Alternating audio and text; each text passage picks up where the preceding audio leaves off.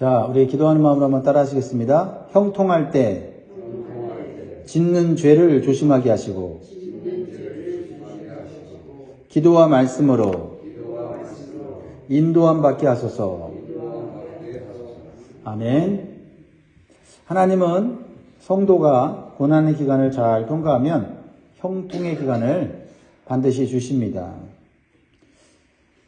여러분들이 지금 고난 가운데 있다면 이 고난 가운데 오히려 믿음이 더욱 강해지고 하나님께 가까이 감으로 형통의 시간이 빨리 찾아오기를 주의 이름으로 축복합니다. 그래서 오늘 본문에 다윗은 고난의 시간을 믿음과 기도와 인내와 절제로 잘 견딘 것에 대한 보상을 받게 됩니다. 그것은 하나님께서 약속하신 대로 이스라엘 전체의 왕이 된 것입니다. 그뿐만 아니라 주변 나라들과 견주어도 부족함이 없는 강성한 나라가 되어가고 있습니다. 고난의 문제만 해결된 게 아니라 외적으로도 풍성한 삶을 또 세상 사람들이 보기에도 축복받는 그런 삶을 살게 되었다라는 거지요. 이렇게 형통해진 다윗은 하나님의 은혜를 잊지 않았습니다. 어제 우리 마지막에 읽은 말씀 가운데 사무엘상 5장 12절에 보면 다윗이 여호와께서 자기를 세우사 이스라엘 왕으로 삼으신 것과 그의 백성 이스라엘을 위하여 그 나라를 높이신 것을 알았더라. 하나님께서 우리에게 베풀어 주신 은혜를 기억하는 것, 하나님의 은혜를 계속 받는 길인 줄 믿습니다. 또 그 은혜를 계속 지속하기 위해서는 나만을 위한 것이 아니라 공동체를 위해서 하나님 주신 축복을 사용할 때 하나님은 더 큰 축복을 주신다는 것을 우리는 깨닫게 됩니다. 자, 이제 다윗은 영적으로 육적으로 부족함이 없는 최고의 부와 권세와 명예를 얻게 되었습니다. 그러나 성도가 세상적으로도 형통한 삶을 살게 될 때 세상의 방식과 삶을 따라가는 것을 조심해야 합니다. 다윗은 모든 것이 하나님의 은혜로 주신 것임을 알았지만 사람이 형통할 때 방심하고 짓는 죄가 있다는 사실을 간과했습니다. 그것이 뭡니까? 그것은 아내와 첩을 많이 둔 것입니다. 이것은 결코 하나님께서 기뻐하시는 일이 아닙니다. 그러나 성도들이 착각할 때가 있지요. 하나님이 형통케 하고 모든 일이 잘 되니까 세상 방식을 따라 살아도 하나님이 그것을 간과할 것이라고 착각하는 거지요. 실질적으로 축복을 받는 기간에 세상을 따라간다고 해서 하나님이 바로 징계하는 게 아니거든요. 13절에 보세요. 다윗이 헤브론에서 올라온 후에 예루살렘에서 첫 첩들을 더 두었으므로 아들과 딸들이 또 다윗에게서 나니. 아들과 딸들이 다윗에게 났다는 것은 하나님의 축복인 것은 맞습니다. 생명이 태어나서 자손을 이어가고 또 그 생명들이 하나님 안에 자라난다는 것은 분명한 축복이지만 그러나 어떤 방식으로 자녀를 출산하고 양육하는 것은 또 다른 문제라는 거죠. 다윗은 하나님께서 왕이 되었을 때 조심하라고 하신 말씀을 소홀히 여겼고 지키지 않은 것입니다. 그 당시에 왕이 첫 첩들을 많이 둔 것은 매우 자연스러운 일이었어요. 사회적으로 문화적으로 아내를 여러 명 두는 것은 용인되는 것이었습니다. 특히 왕은요, 왕족을 많게 하여서 왕권을 강화하는 수단으로 재력 있는 가문의 여인과 혼인관계를 맺었어요. 더 나아가 다른 나라들과의 관계를 견고하게 하는 정치적인 수단으로서 혼인관계를 맺고 처첩을 두었습니다. 이것이 매우 자연스러운 세상의 방식이었다는 거죠. 어느 누구도 그것이 잘못되었다라고 말할 수 있는 그런 분위기가 아니라는 거죠. 그러나 하나님을 의지하고 살아왔던 다윗에게는 분명히 합당치 않은 일이었다는 겁니다. 아무도 말을 하지 않는다고 해서 그것이 죄가 안 되는 것이 아닙니다. 하나님 앞에서 정직하게 나의 삶을 돌아볼 필요가 있다는 거죠. 이런 혼인관계로 인해 많은 자녀들이 태어난 것은 겉으로 보기에는 풍성한 하나님의 축복을 받은 것처럼 보이나 하나님의 말씀에 불순종하는 결과를 낳게 되었다는 거죠. 하나님 말씀에 불순종하면 바로 징계하지 않지만 오랜 세월이 흘러서도 그 대가를 치르게 된다라는 사실을 기억해야 돼요. 그러니까 내가 어느 부분의 신앙생활을 잘한다고 해서 부족하고 잘못하는 모습을 덮을 수는 없다는 겁니다. 나중에 분명히 그것이 문제로 발생한다는 거죠. 자, 그래서 하나님의 이름으로 왕이 되는 사람이 조심해야 될 말씀이 신명기 17장에 이미 기록되어 있어요. 다윗은 들었을 거고 읽었을 거예요. 그런데 상황이 너무 좋게 흘러가고 형통하게 되자 그는 세상 나라의 방식으로 따라가는 부분이 있었다는 겁니다. 다윗은 대부분 하나님 말씀을 지켰지만 한두 가지의 말씀을 때때로 소홀히 했던 것 같습니다. 자, 신명기 17장에 보면 먼저 첫 번째는 왕이 되는 사람은 병마를 많이 두지 말라고 했습니다. 즉 군사력을 너무 많이 증강시키지 말라고 했어요. 왜냐하면 하나님을 의지하기보다는 군사력을 의지할 수 있기 때문이에요. 그래서 신명기 17장 16절에 보면 그는 왕은 병마를 많이 두지 말 것이요 병마를 많이 얻으려고 그 백성을 애굽으로 돌아가게 하지 말 것이니 이는 여호와께서 너에게 이르시기를 너희가 이후에는 그 길로 다시 돌아가지 말 것이라 하셨음이며. 하나님의 사람도 물질을 많이 얻고 그 물질에 빠지면 세상으로 옛생활로 돌아갈 수 있는 여지가 있다는 것을 경고하시는 것입니다. 두 번째로 왕이 되려는 사람은 아내를 많이 두지 말라고 했습니다. 아내를 많이 두지 말라는 그 이유는 신명기 17장 17절에 보면 그에게 즉 왕에게 아내를 많이 두어 그의 마음이 미혹되게 하지 말 것이며 자기를 위하여 은금을 많이 쌓지 말 것이니라 이렇게 말했어요. 이스라엘의 왕은 세상 나라의 왕과 다릅니다. 왕이지만 하나님을 대리하는 왕이지 진짜 왕은 하나님이세요. 그래서 오직 하나님만 믿고 의지해야 되는 왕은 정치적으로 많은 아내를 두었을 경우에 그 아내를 통해서 이방 민족의 우상신이 들어오게 되고 결국 하나님을 믿는 믿음이 약화될 수 있다는 겁니다. 그리고 자녀들은 어려서부터 철저하게 하나님 말씀으로 신앙 훈련해야만 왕이 되었을 때 하나님 말씀대로 세상을 통치하게 되는데 불신앙의 어머니와 주변 환경의 영향으로 인해서 자녀들의 신앙이 세속적이고 혼합주의 신앙으로 자라게 된다라는 겁니다. 그렇죠? 왕은요 직무상 자녀들과 같이 오랜 시간을 보낼 수가 없지요. 그러니까 아내들이 자녀들을 양육하는데 그 아내들 중에는 이방 신을 믿는 아내들이 있었기 때문에 그 어린아이들이 서로 자라면서 영향을 주고받고 그 어머니들이 영향을 받으면서 하나님을 믿는 아버지인 다윗을 본받기도 하지만 하나님을 믿지 않는 세속적인 어머니의 영향력을 받아서 우상 숭배의 위험에 빠질 수 있는 그런 환경에 들어가게 되는 것이지요. 이것이 후에 여러분이 잘 아는 대로 이스라엘 나라 전체가 불신앙과 우상 숭배의 죄로 물들게 되고 하나님의 진노를 받게 하고 하나님의 축복을 받지 못하는 결과로 이어진 것을 우리는 기억해야 할 것입니다.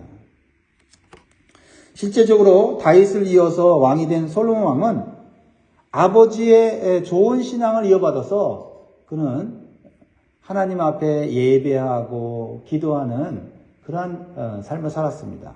또한 아버지의 이러한 연약하고 부족한 모습을 본받아서 그는 아버지보다 더 많은 아내와 첩을 두었습니다. 그래서 솔로몬은 인생 말년에 하나님을 멀리 떠나게 됩니다. 열왕기상 11장 3절에 4절에 보면 솔로몬 왕에 대해서 이렇게 말하고 있어요. 왕은 후궁이 700명이요 첩이 300명이라 그의 여인들이 왕의 마음을 돌아서게 하였더라. 4절 솔로몬의 나이가 많을 때에 그의 여인들이 그의 마음을 돌려 다른 신을 따르게 하였으므로 왕의 마음이 그의 아버지 다윗의 마음과 같지 아니하여 그의 하나님 여호와 앞에 온전하지 못하였으니. 여러분, 솔로몬은 처음 왕이 되었을 때 겸손히 하나님께 1000번제까지 드리고 기도하여 하나님의 지혜와 축복을 받았습니다. 하지만 하나님 주신 물질과 명예와 권력을 하나님의 말씀대로 사용하는 법을 알지 못하고 세상 사람들이 하는 방식으로 온갖 쾌락을 다 즐기는데 사용했습니다. 그래서 결국 인생의 말년에는 거룩한 성도의 모습을 찾아보기 어려워졌고 하나님을 떠나게 되는 불행을 겪게 됩니다. 다행히도 죽기 전에는 이러한 인생의 허무함과 하나님께 불순종한 삶의 불행을 깨달아서 전도서를 쓰고 하나님께 돌아갔지만 그의 많은 인생의 시간들을 허비하는 그러한 어리석은 모습을 보여주고 있습니다. 이것은 부모인 다윗의 좋지 못한 모습이 자녀들에게 나쁜 영향을 끼쳤다고 볼 수가 있는 것입니다. 부모의 좋은 신앙도 본받지만 부모가 좋은 신앙을 가졌다고 해서 다 좋은 것이 아니거든요. 좋지 못한 그러한 세속적인 그러한 습관들, 끊지 못한 나쁜 습관들이 결국은 자녀들에게 보이지 않게 영향을 주어서 자녀들의 내면 속에 또한 자녀들의 삶 속에서 언젠가는 그것이 드러날 수 있다는 거죠. 다윗은 하나님에 대한 믿음과 신뢰가 뛰어나서 비록 하나님을 떠나지 않았지만 한두 가지 하나님 말씀을 지키지 않은 것으로 인해서 자신뿐만 아니라 자녀들에게도 좋지 못한 본을 끼쳤다는 사실을 기억하면서 우리의 삶에 적용하면 좋겠습니다. 그러므로 성도된 우리는 하나님께 주신 형통의 축복을 하나님의 말씀이 아닌 하나님의 방식이 아닌 세상의 방식으로 사용하고 있는 것이 없는지 한번 살펴보아야 하겠습니다. 특히 부모로서 자녀들에게 세상 문화를 통해서 죄를 짓게 만들고 하나님으로부터 멀어지게 하는 것이 없는지 살펴보아야 하겠습니다. 그러나 다윗은 인생의 대부분의 삶 속에서 하나님을 믿고 의지하는 모습을 보여주고 있어요. 우리 뒷부분을 우리가 살펴보고자 합니다. 다윗이 이스라엘 전체의 왕이 되었을 때 블레셋 민족은 전쟁을 일으켜요. 왜냐하면 블레셋 민족은 오랫동안 이스라엘 나라를 괴롭히고 지배하고 압제해 왔거든요. 근데 다윗이 왕이 되자 분위기가 달라졌어요. 나라가 강성해지고 나라가 잘 되기 시작했어요. 그래서 블레셋 민족들이 불안해지기 시작했어요. 그래서 모든 군사력을 동원해서 공격해 온 것입니다. 여기에는 다윗이 블레셋에 망명해 왔다가 배신한 것에 대한 복수심도 포함되어 있었을 것입니다. 자, 오늘 17절 말씀을 보면 이스라엘이 다윗에게 기름을 부어 이스라엘 왕으로 삼았다함을 블레셋 사람들이 듣고 블레셋 사람들이 다윗을 찾으러 다 올라오매 다윗이 듣고 요새로 나가니라 블레셋 사람들이 이미 이르러 르바임 골짜기에 가득한지라. 온 전력을 다 동원해서 지금 이 블레셋 군대가 가득 찼어요. 여러분, 우리는 기억해야 됩니다. 이것을 우리의 영적인 교훈으로 삼아야 됩니다. 이렇게 하나님의 사람이 세상에서 형통하게 되면 그 틈을 노려서 넘어뜨리려고 하는 악한 마귀의 세력이 있다는 사실을 기억하시기 바라요. 우리가 하나님의 축복을 받아서 형통한 삶을 살 때 우리는 방심하면 안 된다는 거죠. 이때 다윗은 사울왕과 같이 그들을 두려워하거나 자기 방식대로 하지 않았습니다. 사울은 블레셋 사람들이 공격해 올 때 두려워하고 결국 자기 방식대로 하다가 하나님 말씀도 어기고 그렇죠? 하나님 앞에 불순종했죠. 그러나 다윗은 달랐어요. 어떻게 했습니까? 그 위급한 상황에 하나님께 기도하였다라는 겁니다. 이 단순한 사실이 이게 쉽지 않다는 것을 성경을 통해서 보게 되죠. 기도해야 될 때인데 기도하지 않잖아요. 기도한다고 하는 것이 이게 믿음이에요. 영성입니다. 기도해야 될 때를 아는 것이 이것이 경건이에요. 그리고 하나님께 다윗은 어떻게 해야 될지 물었습니다. 어떻게 해야 될지, 어떻게 전쟁을 치를지 물어봐요. 이게 중요하죠. 내 뜻대로 하는 것이 아니라 하나님 뜻대로 하겠다고 하는 이것이 좋은 믿음이죠. 19절 보세요. 같이 있습니다.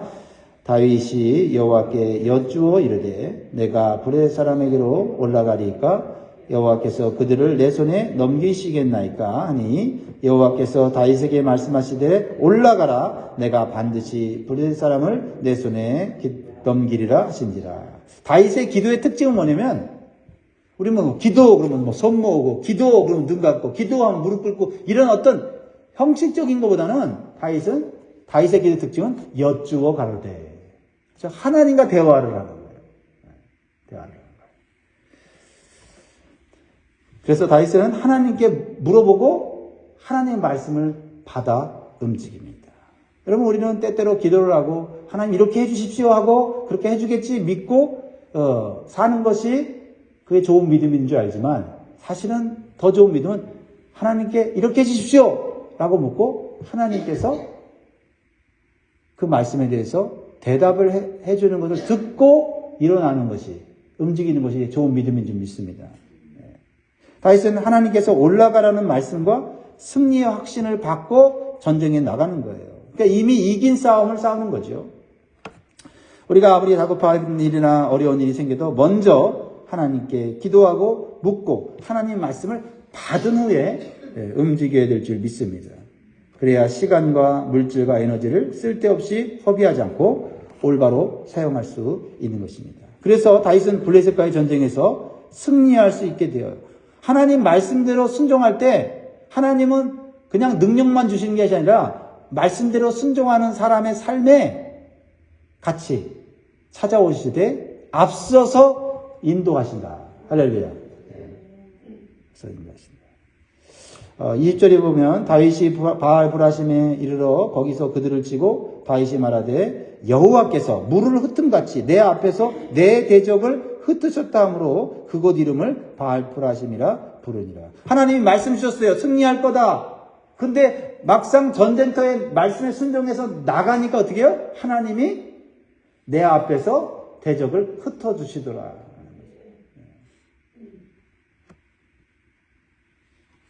21절에 아주 좀 이상한 말이 나오죠. 거기서 블레셋 사람들이 그들의 우상을 버렸으므로 다윗과 그의 부하들이 치우니라. 이 말씀은 좀 묵상해 보시면 좋겠어요. 전쟁에 승리하고 나서 그들이 한 것은 블레셋 사람들이 버리고 간 우상을 치웠다. 오직 하나님만을 찾고 하나님께 영광 돌리는 모습을 보여주고 있습니다. 전쟁에서 패배한 블레셋은 가만히 있었을까요? 아니요. 다시 전열을 정비하여 다시 공격해 봅니다.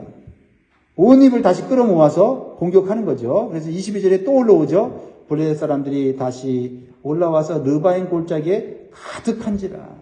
여러분 영적인 교훈을 받으십시오. 실패한 마귀는 다시 공격해 온다는 사실을 기억하시기 바랍니다.